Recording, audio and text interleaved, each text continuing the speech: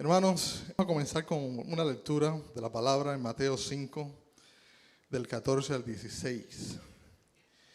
Y la palabra del Señor dice: vosotros sois la luz del mundo. Una sentada sobre un monte no alumbra a todos los que están en casa. Así alumbre vuestra luz, dice la palabra, delante de los hombres, para que vean vuestras buenas obras y glorifiquen a vuestro Padre que está en los cielos. Vamos a orar. Padre, Señor, que estás en los cielos, te damos gracias por un día más, un domingo más, y que estamos aquí reunidos, Señor, tus hijos, para alabarte, para glorificarte, para decirte, Señor, cuán importante eres en nuestras vidas. Te pido, Señor, de forma personal, que tú tomes control de esta predicación, que sea tu palabra, Señor, tus ideas, lo que tú quieras, Padre, comunicar a los hermanos, y que tú salgas, Señor, tu nombre sea glorificado al final de este sermón, que podamos obedecer también tu palabra, Señor, guíanos. Reconocemos que sin ti no somos nada. En el nombre de Cristo Jesús, amén. Versículo 16, ahí déjenmelo ahí, dice: así alumbre vuestra luz delante de los hombres. ¿De qué luz está hablando la palabra? La luz de Cristo, exactamente. Es la luz de Cristo. Aquellos que conocemos al Señor como nuestro Salvador, tenemos el Espíritu Santo viviendo nuestro, y la luz de Cristo, Cristo vive dentro de nosotros, y la palabra nos dice que tenemos que hacer buenas. El mundo vea lo que Dios hizo por nosotros y lo que sigue haciendo, porque es un proceso de transformación. Primera de Tesalonicenses 5:5 dice la palabra: porque todos vosotros sois hijos de luz e hijos del día, no somos de la noche ni de las tinieblas. Somos hijos del Dios vivo, somos hijos de Jesucristo, somos hijos de luz, y a eso nos manda la palabra, que seamos luz. Que así lumbre vuestra luz, es el título de este sermón. La palabra nos llama a hacer buenas obras, no para gloria nuestra, sino para la gloria de Dios. Colosenses 3, del 23 al 24, en la Nueva Traducción Viviente, por favor. Dice la palabra: trabajen de buena gana en todo lo que hagan, como si fuera para el Señor y no para la gente. Recuerden que el Señor los recompensará con una herencia, y que el amo a quien sirven, ¿quién es? Es Cristo. Hermanos, este versículo, hablando de las obras que nosotros tenemos que tener, y sabemos que no somos salvos por obras, de eso estamos claros, ¿verdad? Es decir, somos salvos por pura gracia y misericordia. Pero la palabra nos envía a nosotros, nos manda a que como hijos de Dios tenemos que mostrar buenas obras. Y esas buenas obras tenemos que mostrarlas en todo lugar. Dice el versículo 23, trabajen de buena gana en todo lo que hagan, como si fuera para el Señor y no para la gente. Eso significa que hay que hacerlo dentro de la iglesia, hay que hacerlo fuera de la iglesia, hay que hacerlo en el trabajo, cuando estemos con nuestros amigos, con nuestros compañeros de trabajo. En todo lugar, las cosas que hagamos, tenemos que reflejar ¿a quién?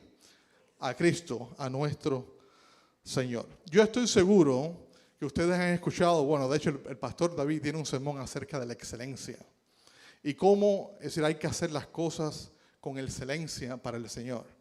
Y realmente es así, es decir, las cosas hay que hacerlas bien, pero este versículo nos está diciendo que no solo las cosas tenemos que hacerlas bien para Dios, para la iglesia, sino para el mundo.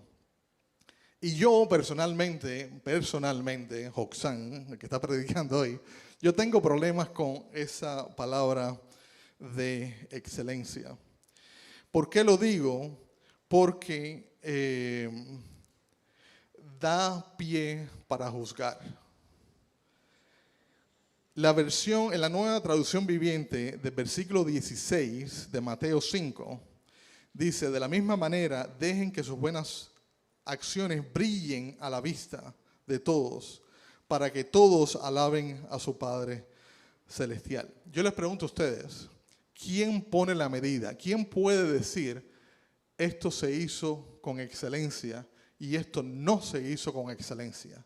¿O quién puede decir esto se hizo con más excelencia que en otras ocasiones? ¿Quién puede decir algo así? Sin juzgar. Solo Dios, hermanos. Solo Dios. Solo Dios es quien pone esa medida. Yo recuerdo cuando se hacía la decoración de acá del santuario, cuántas diferencias de opiniones no generaba ese diseño. Uno escuchaba decir, algunos hermanos decirme, qué belleza, decir, qué bonito lo que hicieron los hermanos. Y otros decían, pero ¿y eso qué cosa? ¿Y eso qué cosa es? ¿Fue así o no fue así? Por mucho tiempo fue así. Y de hecho, es decir, había bronca, decimos, ¿no? Es decir, habían diferencias de opiniones realmente difíciles, de gente que se fueron del ministerio porque no les gustaban las cosas que hacían.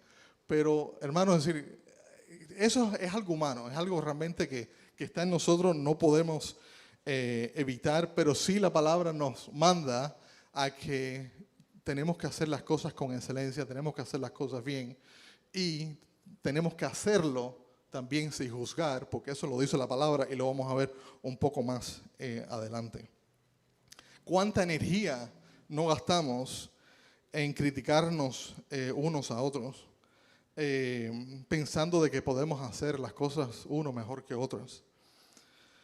A veces me alegro, decir, yo sé de personas que tienen un interés, ayudan muchísimo a la iglesia, ayudan al pastor, es decir, están metidos en todos los ministerios y muchas de las veces terminan llorando porque precisamente por eso, por las críticas de las personas, por las críticas que sus propios hermanos le están haciendo por una labor que esas personas están haciendo para Dios. Y realmente eso no debería ser. Y me gozo, me alegro cuando esas personas lloran, pero en la próxima actividad, ahí están. Ahí están. No se dejan caer, ahí están y siguen trabajando para Dios, mostrando esa luz, mostrando ese agradecimiento que tienen a Dios por lo que Dios ha hecho en su vida. ¿Cómo seremos recordados, hermanos, en la iglesia? La hermana Dina es un ejemplo. Así como recordaremos a la hermana Dina. ¿Está despierta, hermana? Sí. Con amor. A mí, hermano, me han dicho cosas. Yo siempre pongo ejemplos personales y no tengo pena ninguna de decirle. Así, a mí me han dicho en ocasiones, es decir, hermanas de la iglesia, es decir, ¿por qué tienen las uñas tan largas? Las uñas, es decir, y usted no puede fijarse en otras cosas. ¿En serio? ¿O por qué tienes el pelo tan largo? Mi esposa sabe de quién estoy hablando, ¿ok? No es que haya ningún tipo de interés. O que me digan, decir, hermano, lleva 3 semanas poniéndose esa camisa. Y lo peor, fue un hombre. Fue Reuel. No, mentira, no fue Reuel, mentira. Tenga el micrófono, papá. No fue Reuel, pero es decir, ¿a qué le importa a uno? ¿Quiénes se fijan cuando están cantando aquí adelante? ¿Quién se fija en los zapatos de las que cantan? A ver, antes de decir, Pati, te vi. Antes de decir o criticar o decir algo, compra un par de zapatos nuevos. En serio, es decir, ¿a qué estamos? ¿A qué vinimos a la iglesia, hermanos? ¿A qué vinimos a la iglesia? Tenemos que dejar que Dios diga, que sea Dios el que juzgue. Romanos 2.1 dice la palabra, tal vez crees que puedas condenar, Romanos 2.1, en la 60, por favor. Por lo cual eres exactamente inexcusable, oh hombre, quien quiera que seas, tú que juzgas. Pues en lo que juzgas a otro te condenas a ti mismo, porque tú que juzgas haces lo mismo. Hermano, este es un versículo bien difícil, porque el hecho de que yo esté hablando de este tema hoy en día, yo estoy juzgando, yo lo estoy juzgando, pero como tengo el micrófono, como dije, ahí les toca escuchar.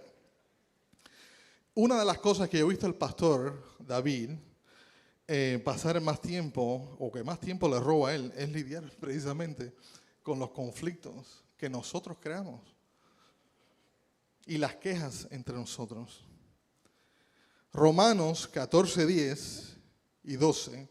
A veces se nos olvida, es decir, no vamos a dar quejas delante del pastor. Es decir, a veces se nos olvida a quién tenemos que dar cuenta al final de nuestras vidas. Romanos 14, 10 dice, porque todos,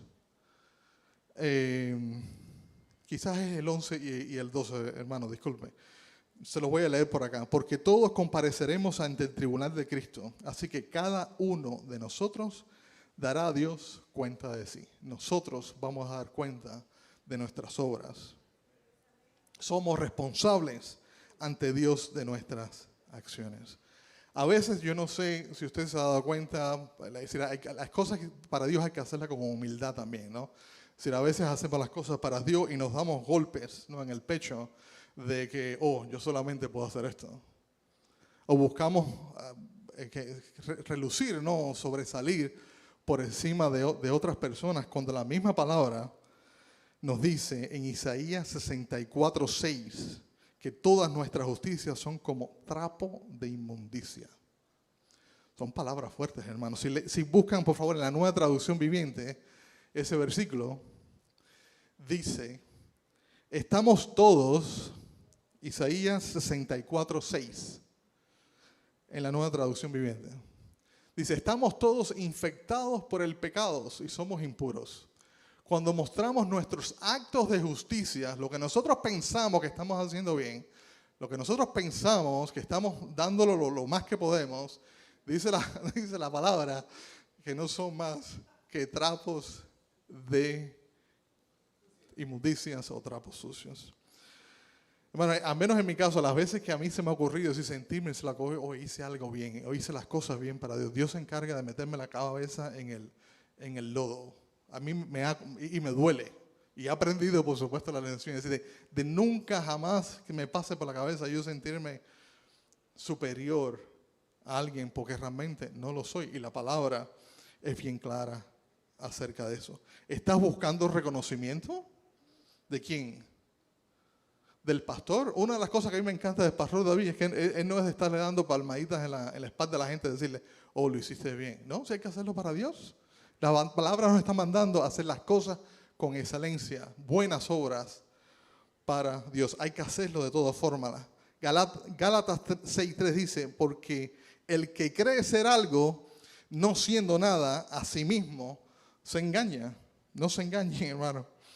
Nuestras obras, por muy buenas que sean, no pueden compararse con la perfección y la excelencia de Dios. Hermanos, estoy hablando de ser luz en todo sentido. Cuando hagamos lo que hagamos para Dios, hacerlo bien, hacerlo con excelencia, y que no haya, por supuesto, de parte de Dios, alguna queja, que no vea un rastro de pecado en las cosas que hemos hecho. Una vez más, el versículo tema o base de este sermón es principalmente el 16, Mateo 5, 16, que dice, así lumbre vuestra luz, mostrando buenas obras para que la gente glorifique a vuestro Padre. Yo tengo 3 ejemplos acá que yo quisiera hablar de ellos. Ejemplos que realmente de personas que fueron como usted y como yo, pecadores, no son bíblicos, pero Dios los usó de una forma increíble y fueron luz. Hoy en día, después de tantos años, esta gente sigue siendo luz. Recuerdo la alabanza de Marcos Witt, de enciende una luz, ¿verdad? Déjala brillar. ¿La luz de quién? De Jesús, que brille en todo lugar.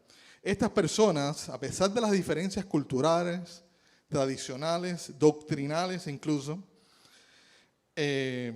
tenían algunas cosas en común y fueron, vuelvo y repito, luz para millones de personas. La primera persona de la que quiero hablar se llama Hudson Taylor.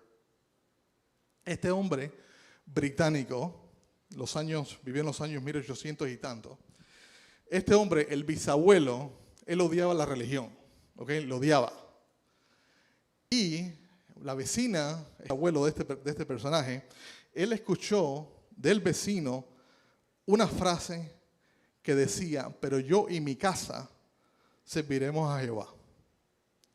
Y eso le llegó al corazón a este hombre, porque sabía de qué estaba hablando, sabía que era Dios quien le estaba hablando a él en el corazón. Tal fue así que Dios rompió el corazón de este hombre y cayó de rodilla orando el día de su boda.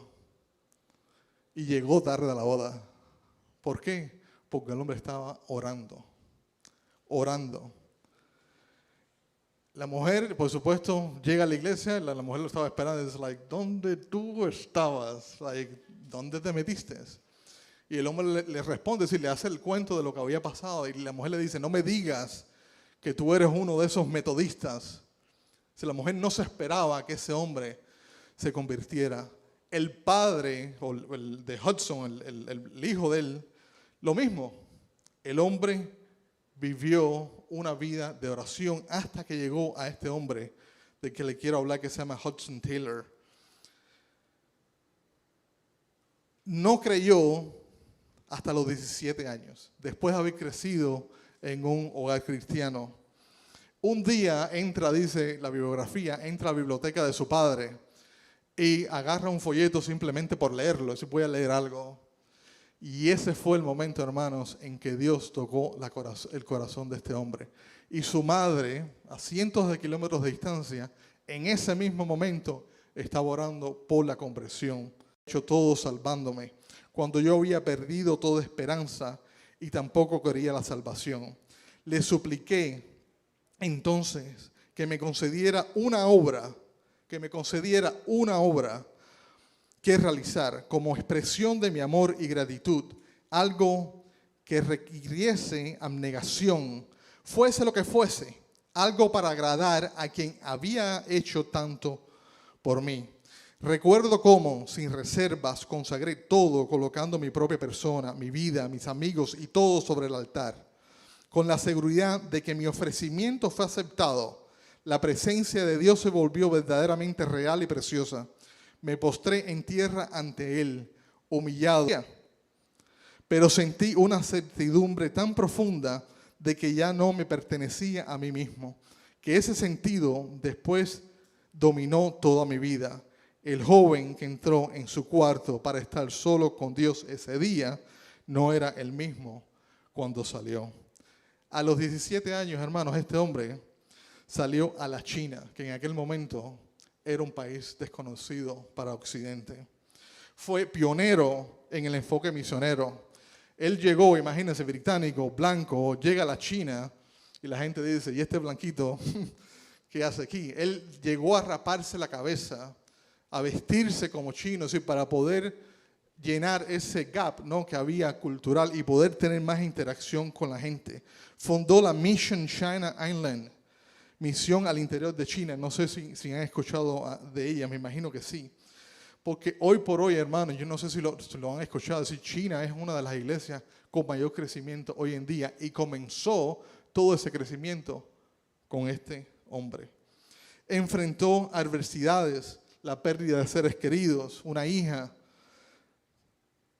hijo, esposa que tenía por 12 años de cólera, enfermedades, cayó paralítico en una cama de un accidente que tuvo y dijo que su cama, oigan esto, que su cama no era una prisión, que su cama era una oportunidad para orar, una oportunidad para hablar con Dios. Tuvieron que lidiar con el Boxer Rebellion, no sé si han escuchado también de eso, y fue un movimiento que se dio en China comunista en contra de los extranjeros, en contra de los cristianos, en contra básicamente de lo que era el imperialismo, y terminan matando a miles de personas, entre ellos los cristianos. Pero su fe incrementable y su compromiso con la oración le permitieron superar estos desafíos. Su legado perdura hasta hoy. Iglesias que se establecieron en China fueron más de 800 misioneros que llegaron allá. Miles de personas se convirtieron. El hombre muere precisamente en China y fue una influencia y sigue siendo una influencia en el movimiento misionero global. Su bisnieto, en YouTube está la historia, el bisnieto de este hombre sigue de misionero, al menos hasta cuando filmaron ese programa en Hong Kong.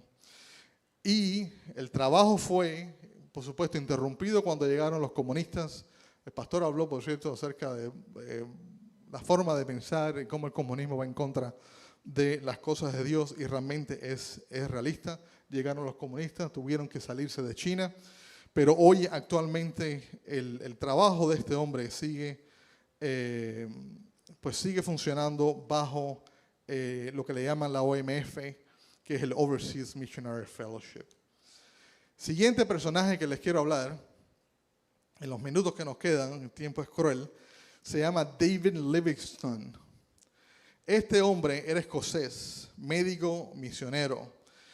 Sintió un llamado increíble al África, a llevar el evangelio al África.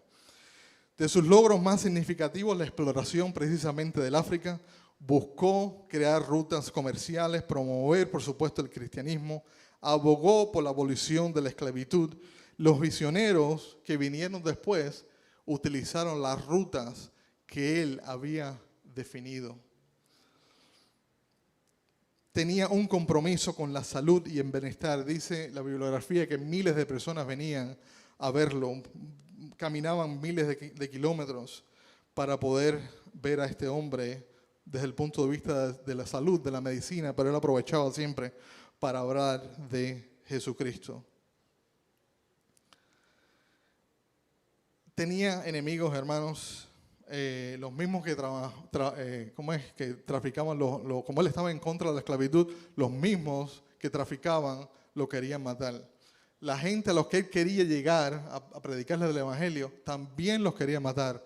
Igual, es decir, este blanco que hacen entre nosotros, es decir, no le creían. En varias ocasiones, le crearon celadas para matarlo. Y él dijo en esa ocasión, o en una de las ocasiones, dice que leí todo cómo murió este hombre, orando a Dios, orando por su ministerio. Se cuenta que entre la multitud que permanecía en las aceras de las calles de Londres cuando él falleció, el día que el cortejo que llevaba el cuerpo de David Livingstone pasó, había un viejo llorando amargamente. Al preguntarle por qué lloraba, respondió: es porque David y yo nacimos en la misma aldea, cursamos el mismo colegio y asimismo en la misma escuela dominical, y asistimos a la misma escuela dominical. Trabajamos en la misma máquina de hilar, pero él se fue por aquel camino y yo por este. Ahora él es honrado por la nación, mientras que yo soy despreciado y deshonrado. El único futuro para mí es el entierro de un borracho. Estoy hablando, hermano, de ser luz en medio de las tinieblas, de hacer luz en este mundo, que podamos reflejar, hermanos, la luz de Cristo a través de nosotros.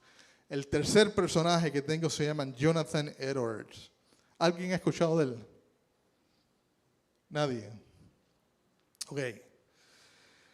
Este era americano, vivió en los años 1700, pastor de una iglesia en Massachusetts, Estados Unidos. Predicó un sermón famoso que se llama Pecadores en las manos de un Dios airado. ¿Alguien lo ha escuchado? ¿Tampoco? ¿O le da pena levantar la mano quizás? Este hombre predicaba, hermanos, con pasión. Él había nacido en un hogar cristiano, tenía 10 hermanas. Las hermanas, bueno, él es el único varón, y básicamente desde que nació, la familia querían que él pues se dedicara a predicar. Les repito, venía de un hogar cristiano. Con solo 18 años, él escribió 70 resoluciones, y quizás alguna de las que les voy a leer le va a sonar. Quien las escribió fue este hombre que se llama Jonathan Edwards, cristiano. Y él, son 70, ¿ok? Por supuesto no les voy a las 70, les voy a dar las que a mí más me gustaron, que dice: resuelto que, como soy un ser humano, haré todo lo posible para que cada día de mi vida sea el mejor día posible.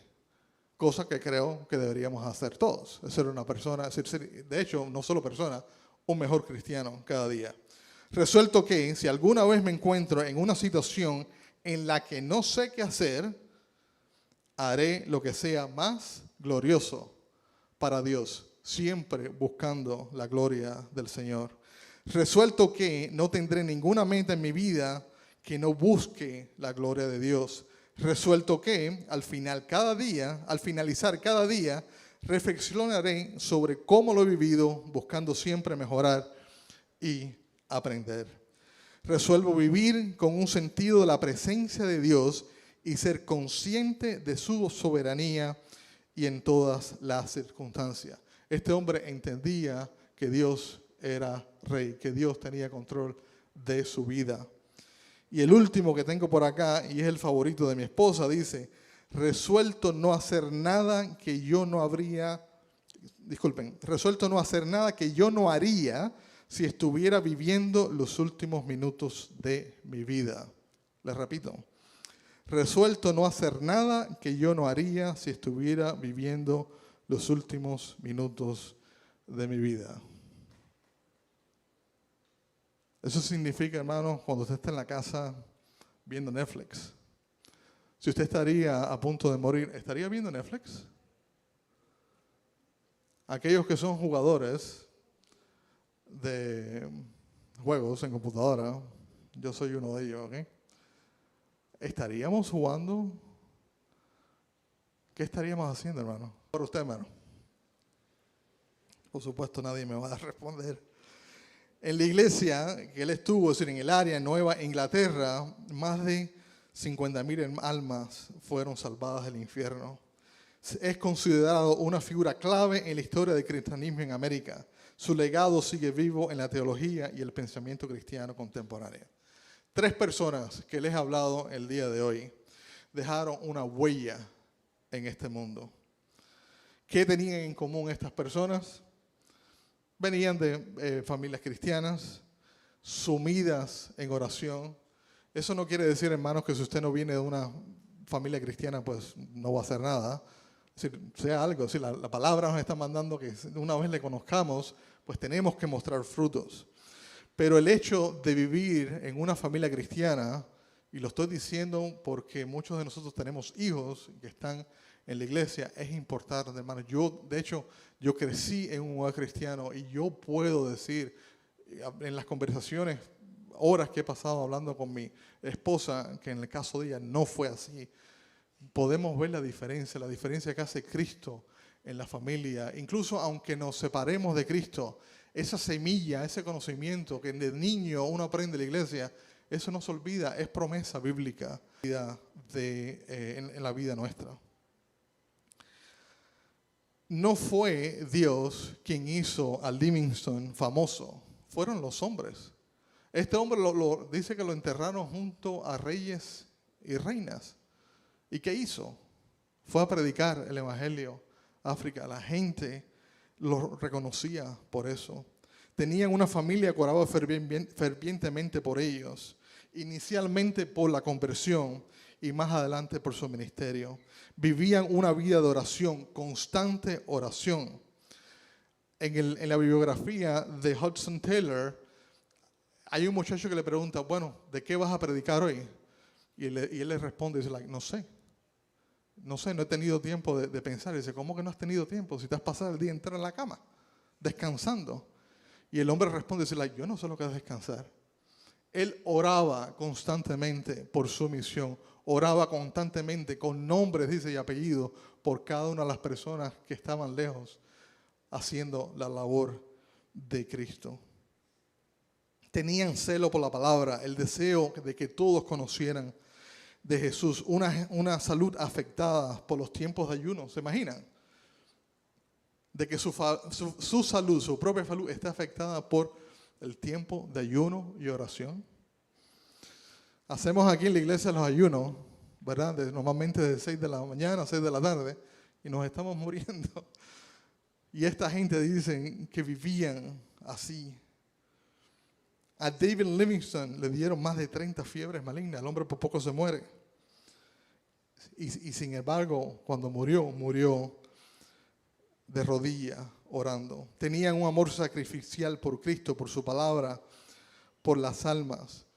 A este hombre, Hudson Taylor, él no podía estar tranquilo sabiendo de que 12 millones de personas en China se morían anualmente. Él no podía dormir. ¿Qué lo mueve usted, hermano? Por el Evangelio. Mi pregunta para usted el día de hoy es, ¿quién realmente hizo algo con mayor excelencia? ¿Quién de los tres? ¿O quién de los personajes que le he mostrado? ¿Cuál luz brilló más? ¿Realmente podemos decir?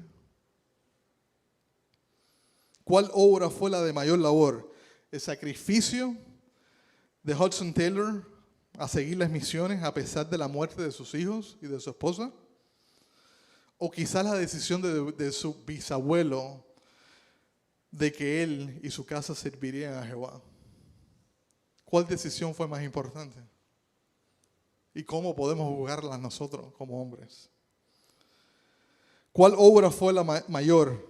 La de David Livingstone, de no abandonar la obra a pesar de casi morir a manos de traficantes de esclavos, de una mordida de un león, que de hecho reconocieron cuando el cuerpo llegó a Inglaterra, reconocieron el cuerpo por las marcas de la mordedura del león. O quizás a manos de las mismas personas que tanto amaban y que quería salvar. ¿Qué tal quizás fue más importante la decisión del padre de orar para que su hijo se fuera a las misiones, sabiendo la posibilidad de que nunca más lo iba a ver? Y así fue. ¿Se imaginan ustedes, hermanos, ustedes los que son padres, orar por sus hijos, por su hija, ponerle peso en el corazón de que Dios la use y que se vaya a Macedonia, a alguno de los lugares que tenemos misioneros, sabiendo la posibilidad que nunca más los puedan ver? 5:4, porque al final quien va a dar la corona, esa corona incorruptible de la que dice la palabra, es Dios. Dice, y cuando aparezca el príncipe de los pastores, vosotros recibiréis la corona incorruptible de gloria. Corona que Dios da. El privilegio, hermanos, que tenemos de ser parte de esta maravillosa obra de Dios, que dice que la misma palabra dice que hasta los ángeles quisieran ser parte de ella y no puede. Y nosotros tenemos ese privilegio. No hay hombres grandes o no hay grandes hombres con grandes ministerios. Hay solo hombres de fe usados por Dios en ministerios. Todo para la gloria y la honra de nuestro Señor. El amor por Dios, el amor por las naciones, la fe en Cristo movían a estos tres personajes de los que he hablado. Hebreos 11, le quiero leer, es conocido este capítulo como los héroes de la fe. No lo pongan porque yo hice mi propia versión por cuestión de tiempo.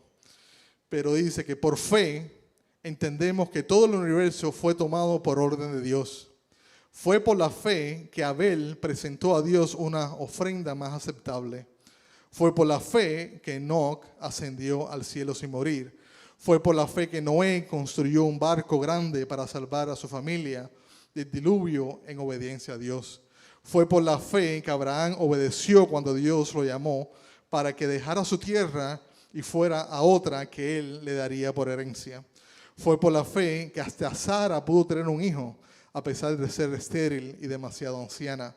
Fue por la fe que Abraham ofreció a Isaac en sacrificio cuando Dios lo puso a prueba. Fue por la fe que Isaac prometió a sus hijos, Jacob y Esaú, bendiciones para el futuro. Fue por la fe que José, cuando iba a morir, declaró con confianza que el pueblo de Israel saldría de Egipto. Fue por la fe que cuando nació Moisés, sus padres lo escondieron durante 3 meses. Fue por la fe que Moisés salió de la tierra de Egipto sin temer el enojo del rey. Fue por la fe que el pueblo de Israel atravesó el Mar Rojo. Fue por la fe que el pueblo de Israel marchó alrededor de Jericó durante 7 días y las murallas se derrumbaron. Fue por la fe esas personas conquistaron reinos, gobernaron con justicia y recibieron lo que Dios les había prometido. cerraron bocas de leones, apagaron llamas de fuego y escaparon de morir al filo de espada.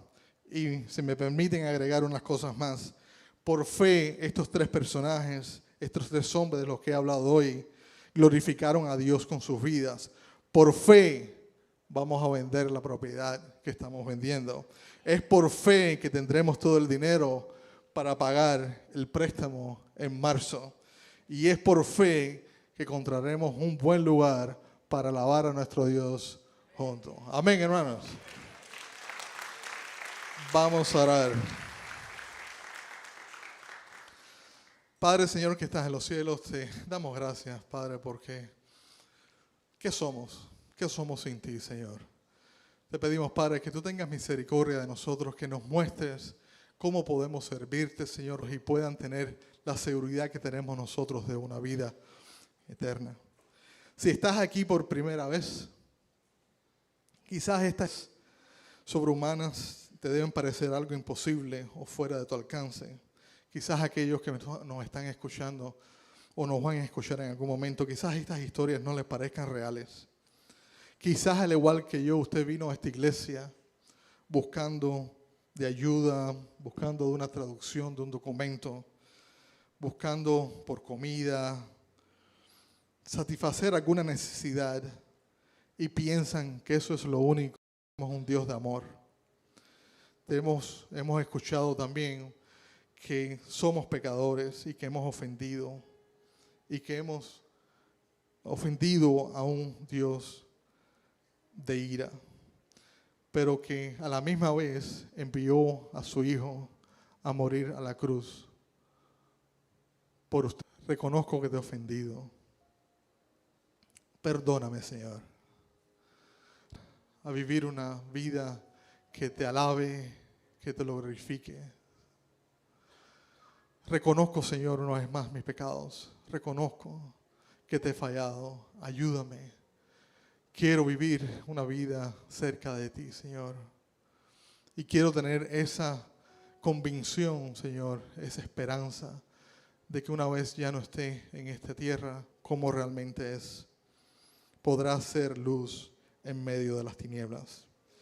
Y al igual que David Livingstone, Hudson Taylor y Jonathan Edwards, Dios tiene reservada para ti obras maravillosas que solo tú puedes hacer si estás agarrado de su mano y andando en los caminos que para ti te ha preparado.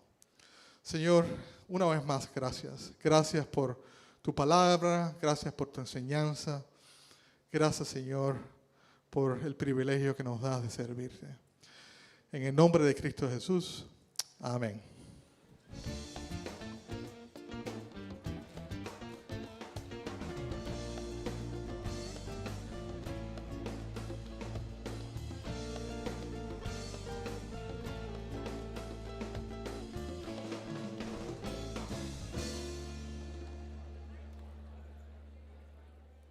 Muchas gracias por ver este video, espero que haya sido de mucha bendición a su vida espiritual. Si le gustó, denos un like, compártalo con otras personas, suscríbase a nuestro canal y para recibir notificación de nuevos sermones, hágale clic a la campanita. Que Dios les bendiga.